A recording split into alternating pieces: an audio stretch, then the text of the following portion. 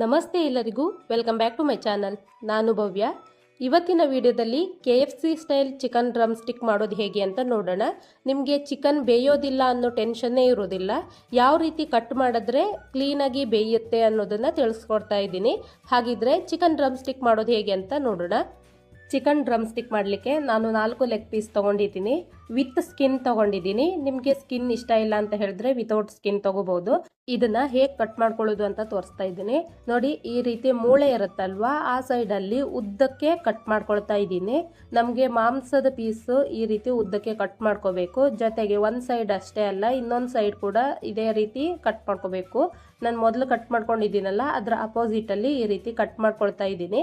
ಈ ರೀತಿ ನಾವು ಕಟ್ ಮಾಡ್ಕೊಳ್ಳೋದ್ರಿಂದ ಜಾಸ್ತಿ ಹೊತ್ತು ನಾವು ಇದನ್ನ ಫ್ರೈ ಮಾಡೋ ಅವಶ್ಯಕತೆ ಇಲ್ಲ, ತುಂಬಾ ಬೇಗನೆ ಬೇಯುತ್ತೆ. ಹಾಗಾಗಿ ನಾನು ಎಲ್ಲಾ ಲೆಗ್ ಪೀಸ್ಗಳನ್ನು ಇದೇ ರೀತಿ ಕಟ್ ಮಾಡ್ಕೊಳ್ತಾ ಇದ್ದೀನಿ. ನಿಮ್ಗೆ ಈ ಮೆಥಡ್ ಇಷ್ಟ ಇಲ್ಲ ಅಂತ ಹೇಳಿದ್ರೆ ಪೂರ್ತಿಯಾಗಿ ಲೆಗ್ ಪೀಸನ್ನು ಹಾಗೆ ಹಾಕೋಬಹುದು.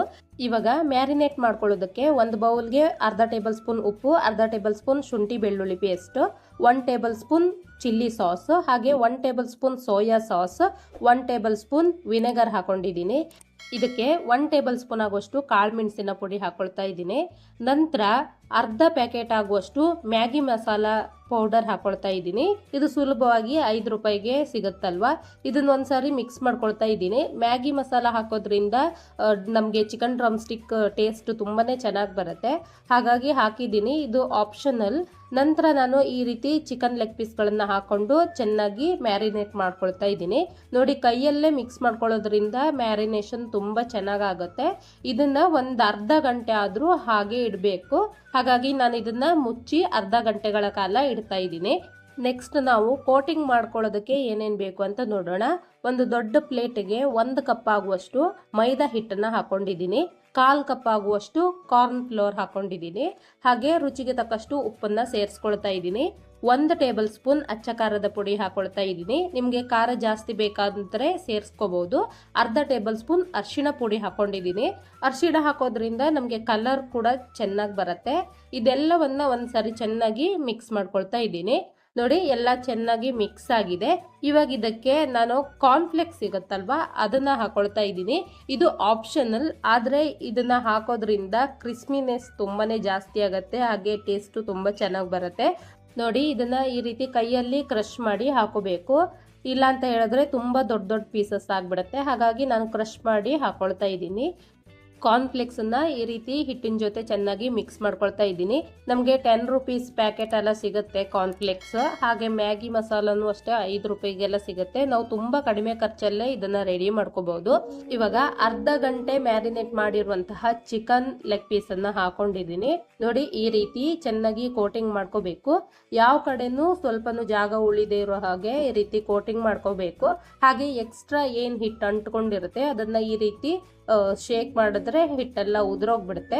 ಈಗ ಈ ಲೆಗ್ ಪೀಸನ್ನ ಕೋಲ್ಡ್ ವಾಟರ್ಗೆ ಹಾಕೊಳ್ತಾ ಇದ್ದೀನಿ. ಇದನ್ನ ಒಂದು 5-6 ಸೆಕೆಂಡ್ ಹಾಗೆ ಬಿಡಬೇಕು.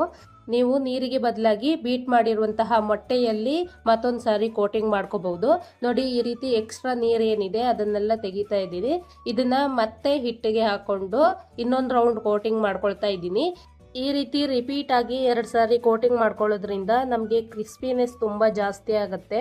ಹಾಗೆ ಟೇಸ್ಟ್ ತುಂಬಾನೇ ಚೆನ್ನಾಗಿ ಬರುತ್ತೆ. ನೋಡಿ, ಈ ರೀತಿ ಎಕ್ಸ್ಟ್ರಾ ಹಿಟ್ಟೆಲ್ಲ ತೆಗ್ದಿದ್ದೀನಿ. ಲೆಗ್ ಪೀಸ್ ರೆಡಿಯಾಗಿದೆ. ಇದನ್ನು ಬಿಸಿ ಎಣ್ಣೆಗೆ ಹಾಕಿ ಕರಿತಾ ಇದ್ದೀನಿ. ನೀವು ಎಣ್ಣೆ ಒಂದ್ಸಾರಿ ಬಿಸಿಯಾಗಿದೆಯಲ್ವಾ ಅಂತ ಹೇಳಿ ಚೆಕ್ ಮಾಡ್ಕೋಬೇಕು. ನೋಡಿ, ಇದನ್ನ ಚೆನ್ನಾಗಿ ಕರಿಬೇಕು. ಗರಿ ಗರಿ ಆಗೋ ತನಕ ಫ್ರೈ ಮಾಡಬೇಕಾಗತ್ತೆ. ಮೊದಲಿಗೆ ನೀವು ಹೈ ಫ್ಲೇಮಲ್ಲೇ ಫ್ರೈ ಮಾಡ್ಕೊಳ್ಳಿ. ನಂತರ ಗ್ಯಾಸನ್ನು ಮೀಡಿಯಮ್ ಹೀಟಲ್ಲಿ ಇಟ್ಕೊಂಡು ಚೆನ್ನಾಗಿ ಗೋಲ್ಡನ್ ಕಲರ್ ಬರೋ ತನಕ ಹಾಗೆ ಕ್ರಿಸ್ಪಿ ಆಗೋ ತನಕ ಫ್ರೈ ಮಾಡ್ಕೊಳ್ಳಿ. ನೀವು ಹೈ ಫ್ಲೇಮಲ್ಲೇ ಇಟ್ಕೊಂಡು ಫ್ರೈ ಮಾಡ್ಕೊಳ್ತಾ ಹೋದರೆ ಇದರ ಕಲರ್ ತುಂಬಾ ಚೇಂಜ್ ಆಗಿಬಿಡುತ್ತೆ. ಹಾಗಾಗಿ ಈ ರೀತಿ ಮೀಡಿಯಮ್ ಹೀಟಲ್ಲಿ ತುಂಬ ಹೊತ್ತು ಫ್ರೈ ಮಾಡ್ಕೋಬೋದು. ಆದರೆ ನಾವು ಕಟ್ ಮಾಡಿರೋ ಶೇಪ್ಗೆ ಇದು ಬೇಗನೆ ಬೇಯುತ್ತೆ.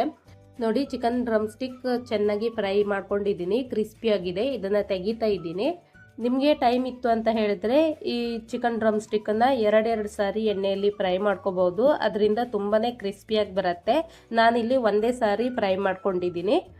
ನೋಡಿ, KFC style chicken drum stick ರೆಡಿಯಾಗಿದೆ.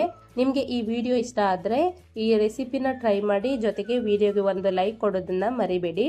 ನೋಡಿ ಎಷ್ಟು ಚೆನ್ನಾಗಿ ಕಾಣಿಸ್ತಾ ಇದೆ ಅಂತ ಹೇಳಿ. ನಾವು ಕಾನ್ಫ್ಲೆಕ್ಸ್ ಹಾಕಿರೋದ್ರಿಂದ ಇದರ ಕ್ರಿಸ್ಪಿನೆಸ್ ಕೂಡ ತುಂಬಾ ಡಬಲ್ ಆಗಿದೆ, ಹಾಗೆ ಟೇಸ್ಟ್ ಕೂಡ ತುಂಬಾ ಚೆನ್ನಾಗಿ ಬಂದಿದೆ. ನನ್ನ ಚಾನಲ್ನ ಫಸ್ಟ್ ಟೈಮ್ ವಿಸಿಟ್ ಮಾಡಿದರೆ ಪ್ಲೀಸ್ ಸಬ್ಸ್ಕ್ರೈಬ್ ಮಾಡ್ಕೊಳ್ಳಿ, ನನಗೆ ಸಪೋರ್ಟ್ ಮಾಡಿ. Thanks for watching.